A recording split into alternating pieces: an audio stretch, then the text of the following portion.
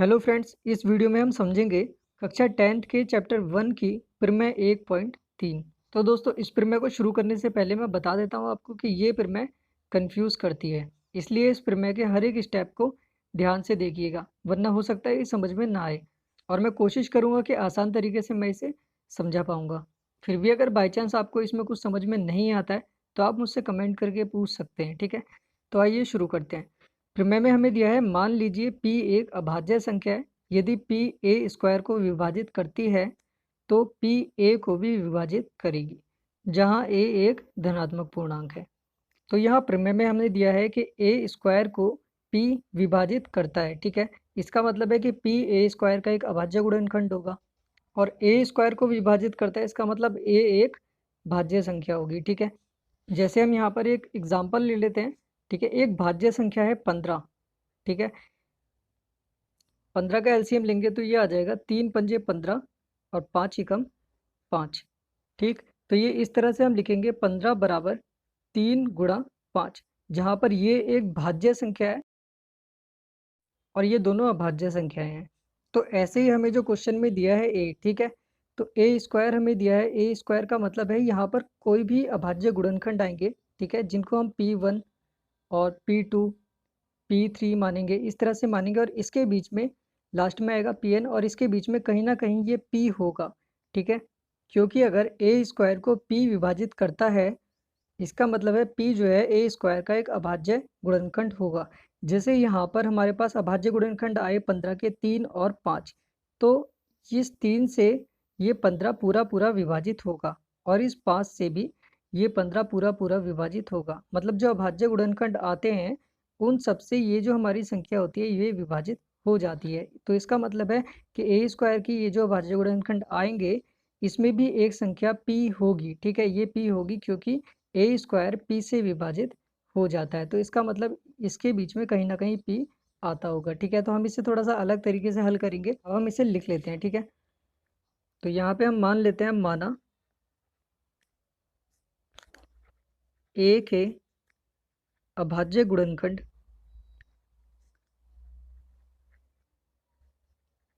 ए के अभाज्य गुणनखंड है a बराबर P1 गुणा P2 गुणा P3 डॉट डॉट डॉट कहाँ तक, Pn तक। प्रमेय में हमें दिया है कि a स्क्वायर को P विभाजित करता है, ठीक है। तो हमें ये प्रूफ करना है कि a को भी P विभाजित करेगा, ठीक है। तो हमें यहाँ पर हमने a निकाल लिया, हमने a को ये मान लिया है। अब हम यहाँ पर क्या करते हैं, इसका स्क्वायर कर देते हैं, a का स्क्वायर कर देते हैं। तो ये हो जाएगा, a स्क्वायर का मतलब होता है a गुणा a, ठीक है।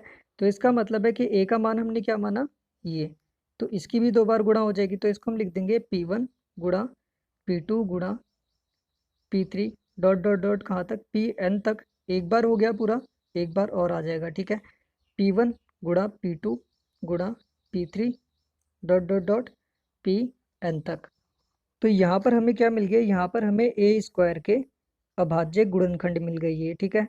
P1 गुणा P2 गुणा P3 dot dot dot Pn, और P1 गुणा P2 गुणा P3 डॉट डॉट डॉट कहाँ तक, Pn तक। अब प्रमेय में हमें दिया है कि ए स्क्वायर को P विभाजित करता है, ठीक है। जैसे ए स्क्वायर को अगर P विभाजित करता है तो जो भी P है वो इसके अभाज्य गुणनखंड में आता होगा। जैसे ये 15 है, ठीक है। तो 15 में यहाँ पर 3 और 5 ये इसके अभाज्य गुणनखंड है, और इन दोनों संख्याओं से ये 15 जो है वो विभाजित होता है। इसका मतलब है जो विभाजित होता है वो उसके अभाज्य गुणनखंड में भी आते हैं। तो यहाँ पर ए स्क्वायर हमें दिया है और बोला है कि P इसको विभाजित करता है, इसका मतलब कि इसके अभाज्य गुणनखंड में P भी कहीं ना कहीं आता होगा, ठीक है। तो हमारे पास ए स्क्वायर का जो मान आया है वो हमारे पास ये आया है पूरा। अब इसका मतलब P भी यहाँ से लेकर यहाँ तक इसके अंदर कहीं ना कहीं P होगा, ठीक है। और ये सारी की सारी संख्याएं आपस में गुणा में है, यहाँ पर भी गुणा का निशान है, ये सारी की सारी संख्याएं आपस में गुणा में है। अब P इनमें से कहाँ पर हो सकता है, देखो। अब ये वाला जो पार्ट है, ठीक है, स्क्वायर की वजह से ये वाला जो पार्ट है, यही पार्ट हमने यहाँ पर 2 बार लिख दिया है, ठीक है। यहाँ पर भी लिख दिया और यहाँ पर भी लिख दिया। तो इसका मतलब है कि P इसके अंदर भी होगा और P इसके अंदर भी होगा, क्योंकि दोनों के दोनों ये सेम ही पार्ट हैं। जो संख्याएं यहाँ लिखी हैं वही संख्याएं यहाँ पर भी लिखी होंगी। तो इसका मतलब है P इसमें भी होगा और इसमें भी एक p होगा जो इसको विभाजित करता होगा, क्योंकि एक ही नंबर वो होगा जो इसको विभाजित करता होगा जिसकी इन्होंने बात की है।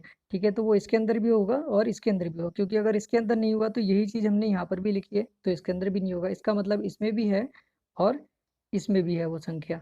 तो यदि आप देखेंगे यहाँ से हमने एक चीज़ का पता लगा लिया। ठीक है, हमने यहाँ से इस चीज़ का पता लगा लिया कि p इस वाले पार्ट के अंदर है।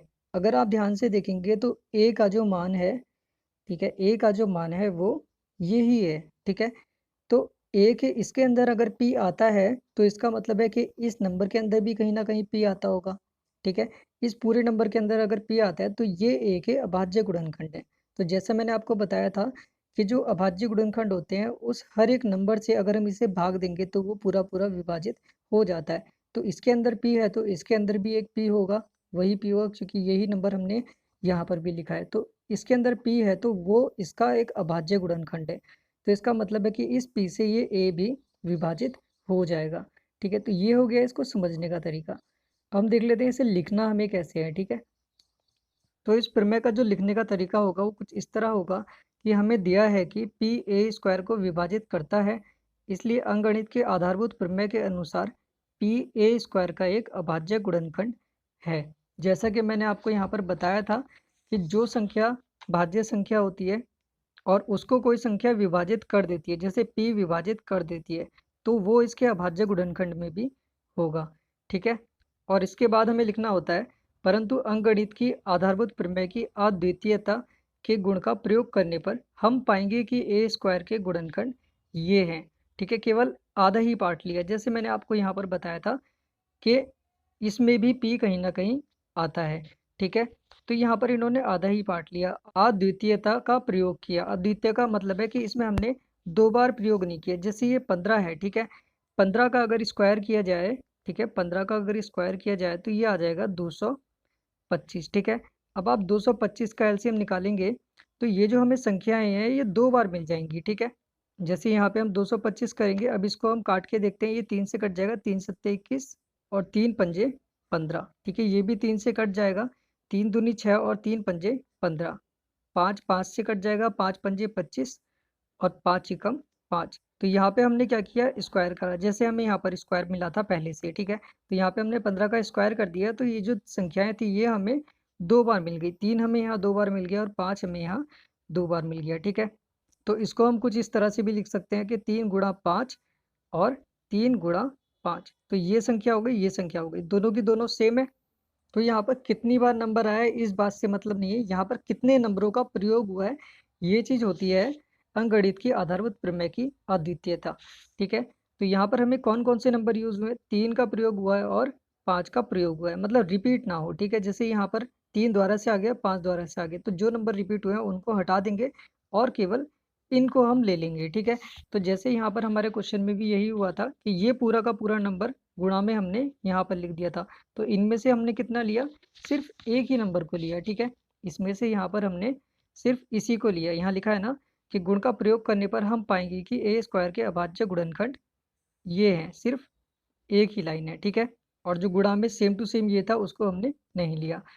और ये भी हमने प्रूफ कर दिया था कि इस सिंगल वाले के अंदर एक p है जो ए स्क्वायर को विभाजित करता है, इसलिए p को इसमें से एक ही होना चाहिए। ठीक है, ये हमने ऊपर समझ ही लिया था कि p इसमें कहीं ना कहीं एक के अंदर ही होगा। ठीक है, यही चीज़ हमने यहाँ पर लिख दी है कि p को इसमें से एक ही होना चाहिए। तो p अगर इसके अंदर होगा तो a का मान भी यही है, इसके अंदर भी p है। ठीक है, तो अभाज्य गुणनखंड जितने भी हमारे होते हैं उनसे अगर हम इस a को भाग करेंगे तो ये पूरा पूरा कट जाएगा। ठीक है, इसलिए हम यहाँ लिख सकते हैं देयरफॉर a को भी p अवश्य विभाजित करेगा। तो इस प्रमेय का प्रयोग प्रश्नावली 1.3 में किया जाता है, जहाँ पे हमें सिद्ध करना होता है कि ये एक अपरिमेय संख्या है जो रूट के अंदर हमें दी होती है, √3 √2 √5। ठीक है, ये एक अपरिमेय संख्या है, वहाँ पे हमें इसका प्रमेय का प्रयोग करना होता है।